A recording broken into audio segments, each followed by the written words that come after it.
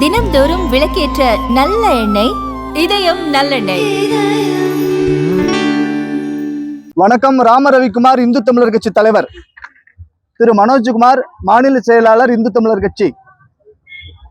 பழனி அருள்மிகு தண்டாயுதபாணி சுவாமி திருமணத்திற்கு சொந்தமான சுமார் 110 கோடி மதிப்புள்ள 1 ஏக்கர் 40 சென்ட் அளவுள்ள இடத்தை தண்டாயுதபாணி சுவாமி திருக்கோயில் தேவஸ்தானம் கடந்த சில மாதங்களுக்கு முன்பு உயர் நீதிமன்றம், உச்ச நீதிமன்றம் வரை சென்று உத்தரவு பெற்று இந்த இடத்தை கையகப்படுத்தியது. கையகப்படுத்திய இடம் இன்று பழனி ஆண்டவனுக்கே தெரியாமல் கிரயம் செய்யப்பட்டிருக்கிறது.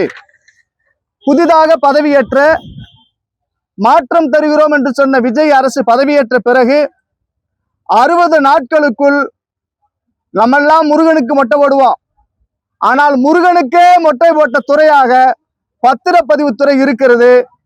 இந்த பத்திரப்பதிவானது சமீபத்தில் 6ஆம் தேதி தான் நடந்திருக்கு. 6/7/2026 நடந்திருக்கு.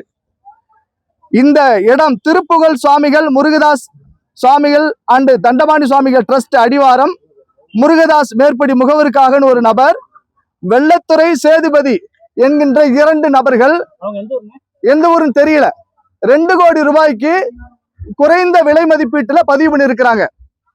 இது பெரிய அதிர்ச்சி தரக்கூடியது. முழிச்சுக்கிட்டு இருக்கப்ப முழிய தோன்றது மாதிரி.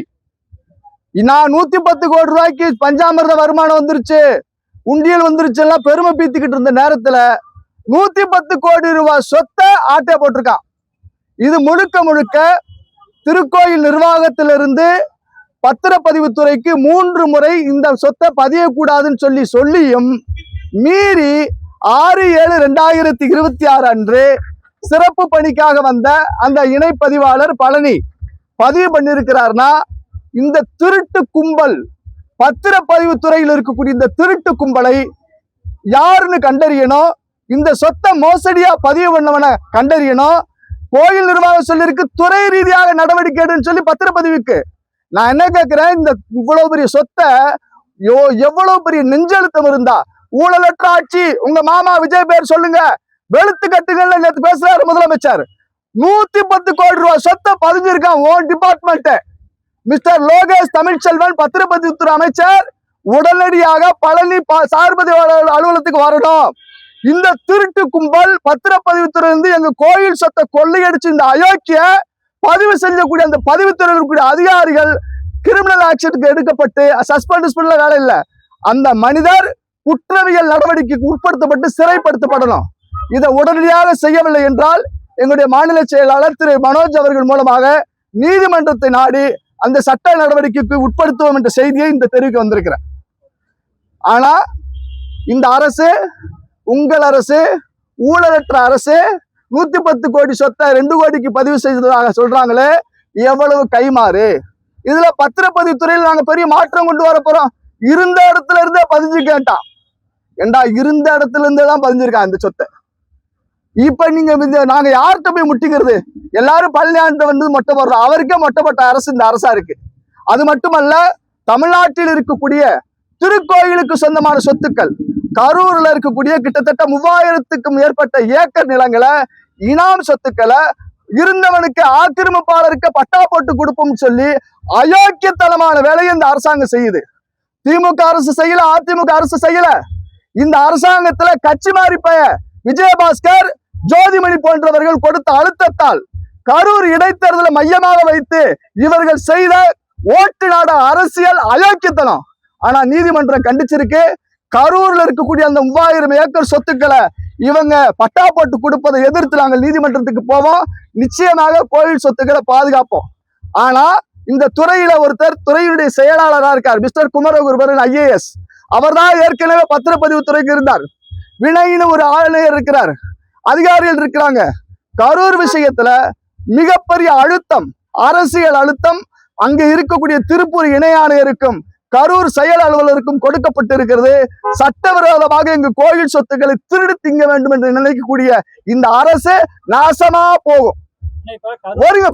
மதசார்பற்ற அரசு பிரதர், என் கோயில் சொத்தை 3000 ஏக்கர் எடுக்கிறீங்களா? 1 லட்சம் ஏக்கருக்கு மேல சர்ச்சுக்கு இருக்கு, பட்டா போட்டு கொடு. மசூதி வக்ஃபு இடத்த வந்து நீ பட்டா போட்டு கூட கொடுக்க மாட்டான். இவர்கள் திராவிட மாடல் என்பது ஒரு விதமாக இருந்தாலும் இவர்கள் திருச்சபை மாடல்கள், கிறிஸ்தவ கைக்கூலிகள் போல செயல்படுகின்ற காரணத்தினால என் கோயில் சொத்தை அழிக்கிறதுக்கு, என் கோயிலை அழிக்கிறதுக்கு மிஷனரி திட்டத்தை இந்த அரசு செய்கிறது என்ற குற்றச்சாட்டு நான் முன்வைக்கிறேன். கோயில் சொத்துக்களை நாங்க காப்பாற்றுவோம். இந்து சமய அறநிலையத்துறை சட்டத்துடைய விதிகளின்படி நீதிபதி ஒருவரை ஆணையராக நியமிக்க வேண்டும். இதுதான் ஃபர்ஸ்ட் சொல்லுது. அதுக்கப்புறம் பல பதவி உயர்வு வரக்கூடிய அதிகாரிகள் ஆணையரா வரலாம், அப்புறம் ஐஏஎஸ் வரலாம். 3வது தான் ஐஏஎஸ்.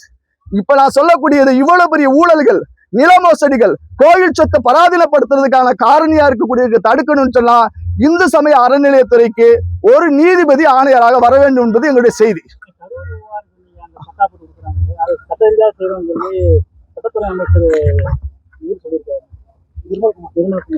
அவர் வந்து இந்த அரசாங்கத்துக்கு ரொம்ப நல்ல பேரு, முந்திரி கொட்ட மாதிரி பேசிட்டு இருக்கிறார் மாண்புமிகு அமைச்சர்.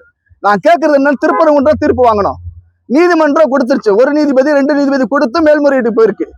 என்னுடைய சொந்த இடத்தை நீங்க யாருக்காக கொடுப்பீங்களா? மிஸ்டர் நிர்மல்குமார் அமைச்சர் சொந்த இடத்தை யாருக்காவது கொடுப்பாரா? சொல்றாரு நேத்து 10,000 40,000 குடும்பத்தையும் 10,000 குடும்பத்தையும் நாங்க வெளியேற்ற முடியாதுங்கிறார். நான் என்ன கேட்கிறேன், உங்க அப்பா விட்டாடமா, உங்க தாத்தா விட்டாடமா?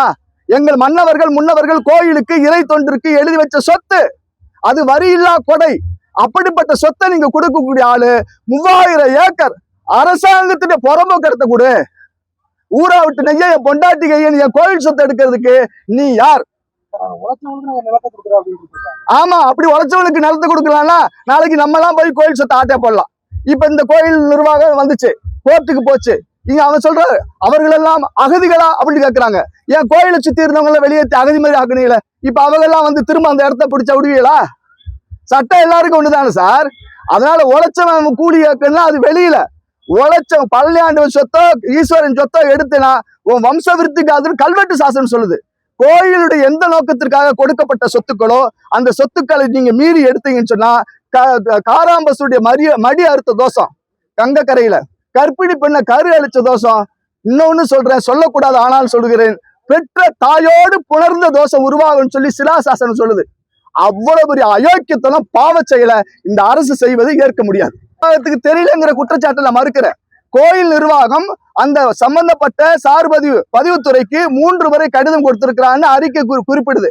ஆக இந்த அறிக்கையை மீறி அவங்க கொடுத்த அந்த பதியக்கூடாதுங்கிற அந்த செயலையும் மீறி உயர் நீதிமன்ற உச்ச நீதிமன்ற தீர்ப்பையும் மீறி பதிகிறாங்கன்னு சொன்னா இந்த பத்திரப்பதிவுத்துறை என்பது கோயில் அழிப்பு துறை, ஊழல் மிகுந்த துறை, தூய சக்தி அல்ல, இது தீய சக்தி, திருட்டு சக்தி துறை என்பதை நான் சொல்லிக்கிறேன்.